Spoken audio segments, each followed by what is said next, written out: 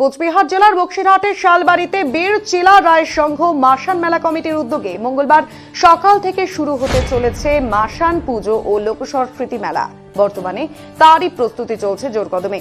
এই পুজো ও মেলা পরিচালনার জন্য ইতিমধ্যে বীর চিলা রায় সংঘের তত্ত্বাবধানে কমিটি গঠিত হয়েছে। সংঘের সভাপতি রতন বর্মা এবং সম্পাদক দীপঙ্কর লাইক বলেন, উত্তর ভারতের প্রায় হারিয়ে যাওয়া সংস্কৃতিকে সংরক্ষণ করার জন্য এবং তুলে ধরার জন্য এই উদ্যোগ গ্রহণ করা হয়েছে।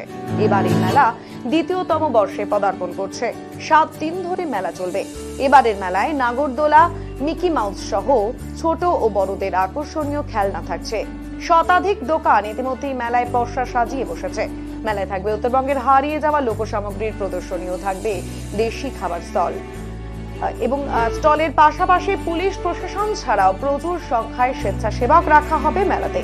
বসানো হয়েছে নলকূপ। এছাড়াও মঙ্গলবার থেকে প্রতিদিন সন্ধ্যায় মেলার লোকমঞ্চে হবে ভাওয়াইয়া, সঙ্গীত সহ লোকসংস্কৃতির নানা অনুষ্ঠান।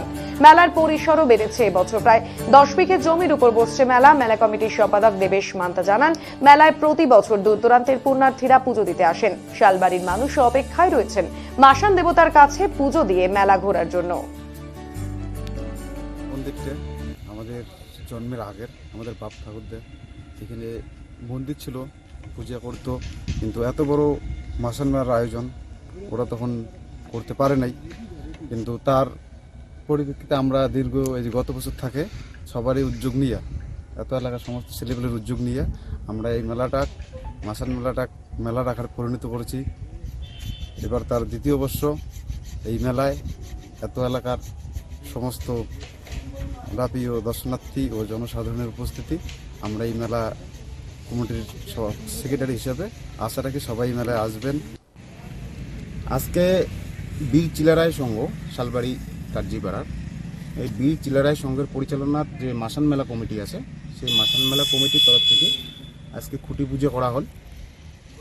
এটা একটা ডাঙর মাসান মেলা। আমরা গত বছরে শুরু করছিলাম, বিতা বছরে শুরু করে এইবার আমার দ্বিতীয়বার।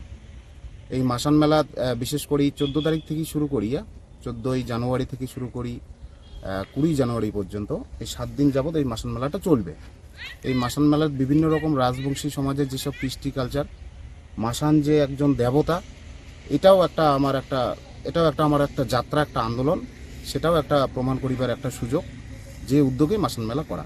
এই মাসান মেলায় মোটামুটি এই 7 দিন যাবৎ প্রতিদিনই অনুষ্ঠান কর্মসূচি তো আছে, যেমন পাশাপাশি বিভিন্ন রকমের যে কৃষ্টি কালচার, রাজবংশী কৃষ্টি কালচার, সেগুলো আমরা তুলে ধরার চেষ্টা করব।